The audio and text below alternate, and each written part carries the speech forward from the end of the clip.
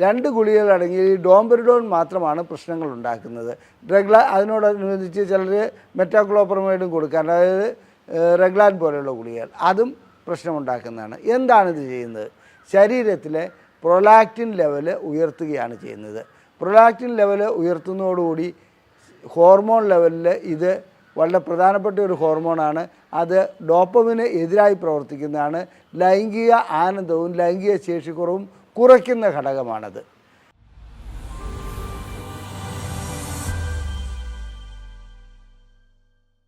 ഞാൻ ഡോക്ടർ അജയൻ വർഗീസ്, കോഴിക്കോട് ജില്ലയിൽ കുന്നമംഗലം പന്തീർപ്പാടത്തുള്ള institute of sexual and reproductive medicine എന്ന സ്ഥാപനത്തിൻ്റെ ഡയറക്ടറാണ്. International association of sexual medicine practitioners modern medicine എന്ന അസോസിയേഷൻ്റെ ചെയർമാനുമാണ്. ഇന്ന് ഞാൻ നിങ്ങളോട് സംസാരിക്കുവാൻ പോകുന്നത് മരുന്നുകൾ സൃഷ്ടിക്കുന്ന ലൈംഗിക ശേഷിക്കുറവിനെക്കുറിച്ചാണ്. അതായത് ഏതെങ്കിലും മരുന്ന് കഴിച്ചതിന് ശേഷം ശേഷിക്കുറവ് എങ്ങനെ അനുഭവപ്പെടുന്നു എന്നുള്ളത്. മരുന്നുകൾ 3 തരത്തിലുണ്ട്. ഞാനിവിടെ വിശദീകരിക്കാൻ പോകുന്ന മരുന്നുകളിൽ 3 തരത്തിലുണ്ട്. ഒന്ന്, നമുക്ക് മെഡിക്കൽ ഷോപ്പിൽ ചെന്ന് കൗണ്ടറിൽ നിന്ന് വാങ്ങാവുന്ന മരുന്നുകൾ. രണ്ടാമത്തേത് ഡോക്ടറുടെ പ്രിസ്ക്രിപ്ഷനോടുകൂടി മാത്രം വാങ്ങാവുന്ന മരുന്നുകൾ. മൂന്നാമത് ഉള്ള മരുന്നുകൾ റീക്രിയേഷണൽ, അതായത് നമ്മൾ ആനന്ദത്തിന് വേണ്ടി ഇല്ലീഗലായിട്ട്, അത് നിയമപരമായി നിയമം അനുവദിക്കാത്ത മരുന്നുകൾ. ഇതിൽ ആദ്യമായിട്ട് കൗണ്ടറിൽ ചെന്ന് സാധാരണ രീതിയിൽ വാങ്ങാൻ പറ്റുന്ന മരുന്നുകൾ ഇന്ന് നമ്മുടെ ഫാർമസികളിൽ ആര് ചെന്നാലും ശരി, അത്തരം ഡോക്ടർ പ്രിസ്ക്രിപ്ഷനോടുകൂടി വാങ്ങേണ്ട മരുന്നാണെങ്കിൽ കൂടി അവരത് നൽകാറുണ്ട്. ആ ഗണത്തിൽപ്പെട്ട ഒന്നാണ് ഗ്യാസ് അനുഭവപ്പെടുന്ന, അഥവാ രോഗി ഗ്യാസുമായിട്ട് ചെല്ലുന്നു, എനിക്ക് ഗ്യാസിൻ്റെ പ്രശ്നമാണ്. അപ്പോൾ മെഡിക്കൽ ഷോപ്പിൽ ഇരിക്കുന്ന, അവിടെ ഫാർമസിസ്റ്റൊന്നും ആയിക്കൊള്ളുന്നില്ല, ആരായാലും ശരി, എടുത്തു കൊടുക്കുന്ന ചില ഗുളികകളിൽപ്പെട്ടതാണ് ഡോംപെരിഡോൺ അടങ്ങിയ മരുന്നുകൾ. അതായത് പാൻറ്റോപ്രസോൾ ഡി, ഒമിപ്രസോൾ ഡി, അങ്ങനെ ഇത്തരം റാബിപ്രസോൾ ഡി, ഇത്തരം ഗുളികകൾ അവർക്ക് സാധാരണഗതിയിൽ 1-2 കഴിച്ചോളാൻ പറഞ്ഞു കൊടുക്കാറുണ്ട്.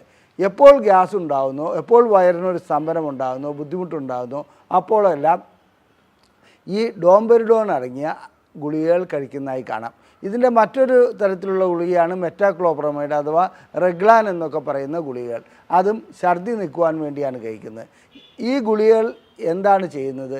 സാധാരണഗതിയിൽ നമ്മുടെ ഗ്യാസ്ട്രിക് മോട്ടിലിറ്റി താഴോട്ടാക്കുന്നു, ഡോംപെരിഡോണും മെറ്റാക്ലോപ്രമൈഡും. അതുകൊണ്ട് സംഭവിക്കുന്ന ഇതെന്താണെന്ന് വെച്ചാൽ, നമുക്ക് ഗ്യാസിന് നല്ല, അഥവാ നമ്മുടെ ആ വയറ് വീർത്തിരിക്കുന്ന അവസ്ഥയ്ക്ക് നല്ല ശമനം ഉണ്ടാകുന്നു. ഇത് 2 ഗുളികകൾ അടങ്ങിയതാണ്. ഒന്ന് ഒമിപ്രസോൾ, 2 ഡോംപെരിഡോൺ. അങ്ങനെ ഒമിപ്രസോൾ ഡി അല്ലെങ്കിൽ പാൻറ്റോപ്രസോളും ഡോംപെരിഡോണും, ഈ റാബിപ്രസോൾ, ഡോംപെരിഡോൺ, ഇങ്ങനെ 2 ഗുളികകൾ അടങ്ങി ഡോംപെരിഡോൺ മാത്രമാണ് പ്രശ്നങ്ങൾ ഉണ്ടാക്കുന്നത്. അതിനോടനുബന്ധിച്ച് ചിലർ മെറ്റാക്ലോപ്രമൈഡും കൊടുക്കാൻ, അതായത് റെഗ്ലാൻ പോലെയുള്ള ഗുളികകൾ, അതും പ്രശ്നമുണ്ടാക്കുന്നതാണ്. എന്താണിത് ചെയ്യുന്നത്? ശരീരത്തിലെ പ്രൊലാക്റ്റിൻ ലെവൽ ഉയർത്തുകയാണ് ചെയ്യുന്നത്. പ്രൊലാക്റ്റിൻ ലെവൽ ഉയർത്തുന്നതോടുകൂടി ഹോർമോൺ ലെവലിൽ ഇത് വളരെ പ്രധാനപ്പെട്ട ഒരു ഹോർമോണാണ്. അത് ഡോപ്പമിന് എതിരായി പ്രവർത്തിക്കുന്നതാണ്. ലൈംഗിക ആനന്ദവും ലൈംഗിക ശേഷിക്കുറവും കുറയ്ക്കുന്ന ഘടകമാണത്. സാധാരണഗതിയിൽ നാം 1-2 ഡോംപെരിഡോണോ അല്ലെങ്കിൽ ആ ഗുളിക മെറ്റോക്ലോപ്രമൈഡോ കഴിച്ചതുകൊണ്ട് പ്രത്യേകിച്ച് കുഴപ്പമൊന്നും ഉണ്ടാകാറില്ല. ഇത് സാധാരണ ഒരാഴ്ചയൊക്കെ കഴിക്കാറുണ്ട്. ചില വ്യക്തികൾ ഇത് നിരന്തരമായി കഴിക്കുന്നത് കാണാം. ഇതൊരു ആഹാരത്തിനോടൊപ്പം തന്നെ, ആഹാരം കഴിച്ചതിന് ശേഷം അതിനു മുമ്പോ ഈ ഒരു ഗുളിക നിരന്തരമായി കഴിക്കുന്നു. കാരണം ഗ്യാസിൻ്റെ ഉപദ്രവം ഉണ്ടാകാതിരിക്കാൻ വേണ്ടി. തീർച്ചയായിട്ടും അത് ഹോർമോൺ ലെവൽ, അതായത് പ്രൊലാക്റ്റിൻ ഉയർത്തുന്നു.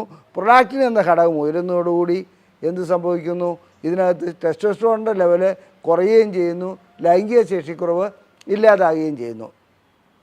ചില സ്ത്രീകൾക്ക് പ്രസവിച്ച സമയത്ത് മുലപ്പാൽ ഉണ്ടാകുന്നില്ലെങ്കിൽ കൊടുക്കുന്ന ഒരു ഗുളികയാണ് ഈ മെറ്റോക്ലോപ്രമൈഡും ഇതും, അതായത് ഡോംപെരിഡോണും. അതും ഉദ്ദേശിക്കുന്നത് പ്രൊലാക്റ്റിൻ്റെ ലെവൽ ഉയർന്നതുകൊണ്ട് അവരെ സംബന്ധിച്ചിടത്തോളം മുലപ്പാൽ കൂടുതലായി ഉണ്ടാകുക എന്നുള്ളതാണ് അതിൻ്റെ അർത്ഥം. പ്രോ എന്ന് പറഞ്ഞാൽ അതിനോട് അനുകൂലമായത് എന്നുള്ളതാണ്. ലാക്റ്റിൻ എന്ന് പറഞ്ഞാൽ, ലാക്ടേഷൻ എന്ന് പറഞ്ഞാൽ നമുക്കെല്ലാവർക്കും അറിയാം മുലപ്പാലാണ്. അപ്പോൾ ഇതിനകത്ത് ഈ ഗുളികകൾ കഴിക്കുകയാണെങ്കിൽ പുരുഷന്മാർക്ക് ലൈംഗിക ശേഷിക്കുറവ് ഉണ്ടാകാറുണ്ട്. അതിൻ്റെ കാരണം ഞാൻ വിവരിച്ചതാണ്. ഇനി അടുത്തത് അത്തരം ഇത് കൗണ്ടറിൽ നിന്ന് ലഭിക്കുന്ന മരുന്നുകളാണ്. കൗണ്ടറിൽ ലഭിക്കുന്ന ഇതങ്ങനെ നൽകാൻ പാടില്ലാത്തതാണെങ്കിൽ കൂടി ഫാർമസിയിൽ നിന്ന് ലഭിക്കുന്നതുകൊണ്ടാണ് ഞാനിങ്ങനെ പറഞ്ഞത്. ഇനി മറ്റ് ഏതെല്ലാം ഗുളികകളാണ് അല്ലെങ്കിൽ ചികിത്സകളാണ് ലൈംഗിക ശേഷിക്കുറവ് ഉണ്ടാക്കുന്നത് എന്നുള്ളതിനെക്കുറിച്ച് നമുക്ക് പോവാം. ചെറുപ്പക്കാരിൽ നിന്ന് കണ്ടുവരുന്നത് ഒരു അല്പം കഷണ്ടി ആയിക്കഴിഞ്ഞാൽ തന്നെ വല്ലാത്ത നിരാശയിലേക്ക് പോകുന്നു, അല്ലെങ്കിൽ മുടിയുടെ കാര്യത്തിൽ പ്രശ്നമുണ്ടാകുന്നു. ഒരല്പം കഷണ്ടിയൊക്കെ പണ്ടൊരു സൗന്ദര്യത്തിൻ്റെ ലക്ഷണമായിട്ടാണ് കണ്ടിരുന്നത്. ഇന്ന് അതേ സമയത്ത് വിഗും അതുപോലെ തന്നെ ഹെയർ ട്രാൻസ്പ്ലാന്റും മറ്റ് പല രീതിയിലും മുടി ചെറുപ്പക്കാരുടേതുപോലെ ആക്കുവാൻ ശ്രമിക്കുന്നുണ്ട്. നല്ലൊരു കാര്യമാണത്, നല്ല സൗന്ദര്യം ഉണ്ടാകുക എന്നുള്ളത്. അതിനുവേണ്ടി കഴിക്കുന്ന ഒരു ഗുളികയാണ് ഫിനാസ്ട്രൈഡ് എന്ന് പറയുന്നത്. ഈ ഫിനാസ്ട്രൈഡ് ഹോർമോൺ ലെവൽ കുറയ്ക്കുന്നുണ്ട്, ടെസ്റ്റോസ്റ്ററോൺ ലെവൽ കുറയ്ക്കുന്നുണ്ട്. അതുകൊണ്ട് ഫിനാസ്ട്രൈഡ് മുടി വളരുവാൻ വേണ്ടി ചികിത്സ നടത്തുന്ന എല്ലാ വ്യക്തികളും മനസ്സിലാക്കേണ്ട ഒരു കാര്യം, അവർ ഫിനാസ്ട്രൈഡ് ആ കൂട്ടത്തിൽ കഴിക്കുന്നുണ്ടെങ്കിൽ അഥവാ അത് ഉപയോഗിക്കുന്നുണ്ട്. ചിലപ്പോൾ തലയിൽ പരട്ടാൻ വേണ്ടി മിനിഡോക്സിയോളും ഫിനാസ്ട്രൈഡും പരട്ടുമ്പോൾ അത് ശരീരത്തിലേക്ക് ആഗിരണം ചെയ്യപ്പെടാറുണ്ട്. മനസ്സിലാക്കേണ്ട ഒരു കാര്യം, ഡോക്ടർമാർ, ഡെർമറ്റോളജിസ്റ്റുകൾ അല്ലെങ്കിൽ മുടിയുടെ ചികിത്സ നൽകുന്ന ചില ഡോക്ടർമാർ അവർക്ക് മുൻകൂർ ഒരു സൂചന നൽകാറുണ്ട്. ഇത് ലൈംഗിക ശേഷിക്കുറവ് കുറയ്ക്കും. താൽക്കാലികമാണെങ്കിൽ കൂടി ചിലപ്പോൾ അത് പ്രശ്നങ്ങൾ സൃഷ്ടിക്കാറുണ്ട്. ചില വ്യക്തികളിൽ വളരെ അപൂർവം വ്യക്തികളിൽ അത് വളരെയധികം പ്രശ്നങ്ങൾ ഉണ്ടാക്കാറുണ്ട്. സാധാരണ രീതിയിൽ അത് നിർത്തുന്നതോടുകൂടി ലൈംഗിക ശേഷിക്കുറവ് വീണ്ടെടുക്കാറുണ്ട്. ചിലർക്ക് അത് കഴിയാതെയും വരാറുണ്ട്. അപ്പോൾ മുടി വളരുന്ന ചികിത്സയ്ക്ക് ഫിനാസ്ട്രൈഡ് ഉപയോഗിക്കുകയാണെങ്കിൽ ലൈംഗിക ശേഷിക്കുറവ് ഉണ്ടാകുമെന്നുള്ള കാര്യം ഇവിടെ വ്യക്തമായി സൂചിപ്പിക്കുന്നു. അത് ഒരു അപകടം പിടിച്ച ചികിത്സയാണ്. ഡോക്ടറുടെ നിർദ്ദേശാനുസരണം മാത്രമേ അത് ചെയ്യാൻ പാടുള്ളൂ. എന്നാൽ ഇന്ന് കണ്ടുവരുന്നത് ചില ബ്യൂട്ടി പാർലറുകളിലും അതുപോലെ തന്നെ മെൻസ് ബ്യൂട്ടി അങ്ങനത്തെ ചില സെൻറ്ററുകളുണ്ട്. അത്തരം സെൻറ്ററുകളിൽ യാതൊരു തത്വദിശയുമില്ലാതെ ഇത്തരം ഫിനാസ്ട്രൈഡ് ഉപയോഗിച്ചുള്ള ചികിത്സകൾ നടത്തുന്നതായി കാണാം. അവിടെ ഡോക്ടർ ഒന്നും ഉണ്ടാകില്ല, ഇവർ ഇത്തരം ഗുളികകളും കൊടുക്കുന്നു, ജനം ഇത് പോയി വാങ്ങിക്കഴിക്കുന്നു. അതിനുശേഷം മുടി നന്നായി വരുന്നു. അവരുടെ ആ ചെറുപ്പക്കാരുടെ ലൈംഗിക ശേഷിക്കുറവ് കുറഞ്ഞു വരുന്നതായി കാണാം. അതുകൊണ്ട് ഡോക്ടറുടെ നിർദ്ദേശാനുസരണം അല്ലാതെ ഒരു കാരണവശാലും ഫിനാസ്ട്രൈഡ് കഴിക്കരുത്, അപകടമാണത്. മുടി വളർന്നില്ലെങ്കിലും കുഴപ്പമില്ല. ഇനി അടുത്തത് ജിംനാസ്റ്റിക്, അതായത് നമ്മുടെ സാധാരണ ഇതിൽ ജിമ്മിൽ പോവുക, നല്ല മസിൽ ഉണ്ടാക്കുക, പവർ ഉണ്ടാക്കുക, ഇതൊക്കെ ഏത് ചെറുപ്പക്കാരൻ്റെയും ഒരു ആഗ്രഹം തന്നെയാണ്, നല്ലതാണ്. പക്ഷേ ഇവിടെ സംഭവിക്കുന്നത് എന്താണെന്ന് വെച്ചാൽ, അവിടെ ചെല്ലുന്നതോടുകൂടി മസിൽ ഉണ്ടാക്കുവാൻ വേണ്ടി അഥവാ അത്തരം ഇതിനു വേണ്ടിയിട്ട് അവർ പ്രോട്ടീൻ പൗഡറുകൾ നൽകാറുണ്ട്. ആ പ്രോട്ടീൻ പൗഡറിൽ മിക്കപ്പോഴും സോയാബീൻ അടങ്ങിയ പ്രോട്ടീൻ പൗഡറാണ് നൽകുന്നത്. സോയാബീൻ അടങ്ങിയ പ്രോട്ടീൻ പൗഡർ എന്താണ് ചെയ്യുന്നത്?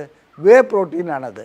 ആ പ്രോട്ടീൻ സാധാരണഗതിയിൽ ടെസ്റ്റോസ്റ്ററോണിന് പകരം ഈസ്ട്രോജൻ ഉൽപ്പാദിപ്പിക്കുന്നു. ഈസ്ട്രോജൻ എന്നത് സ്ത്രീ ഹോർമോണാണ്, ടെസ്റ്റോസ്റ്ററോൺ പുരുഷ ഹോർമോണുമാണ്. ആ ഈസ്ട്രോജൻ ഉൽപ്പാദിപ്പിക്കപ്പെട്ട് കഴിഞ്ഞാൽ അവരെ സംബന്ധിച്ചിടത്തോളം ടെസ്റ്റോസ്റ്ററോണിൻ്റെ അളവ് താരതമ്യേന കുറവായിരിക്കും. ലൈംഗിക ശേഷിക്കുറവ് അനുഭവപ്പെടുന്ന ഒരവസ്ഥ അപ്പോൾ കാണുന്നുണ്ട്. അതുകൊണ്ട് വേ പ്രോട്ടീൻ കഴിക്കരുത്. അതായത് ജിമ്മിൽ നിന്നും നല്ല വില കൊടുത്ത് 2000-3000 രൂപ കൊടുത്ത് വാങ്ങുന്ന ആ പ്രോട്ടീൻ നിങ്ങളുടെ ലൈംഗിക ശേഷി തകരാറിലാക്കുമെന്നുള്ളത് ഇവിടെ സൂചിപ്പിച്ചുകൊള്ളട്ടെ. ഇനി അടുത്തത് ജിമ്മിൽ തന്നെയുള്ള മറ്റൊരിതാണ്, ഈ ബോഡി ബിൽഡേഴ്സ് അങ്ങനെയൊക്കെ ഉള്ള രാജ്യത്ത് സാധാരണ ഇതിൽ ഇഞ്ചക്ഷൻ വയ്ക്കുന്ന ഒരു ഇടപാടുണ്ട്. ആനബോളിക് സ്റ്റീറോയിഡ് അവർ സ്വയം തന്നെ ഡോക്ടറെ നിർദ്ദേശമൊന്നുമില്ലാതെ ഇഞ്ചക്ഷൻ വയ്ക്കുന്ന അവസ്ഥ കാണാം.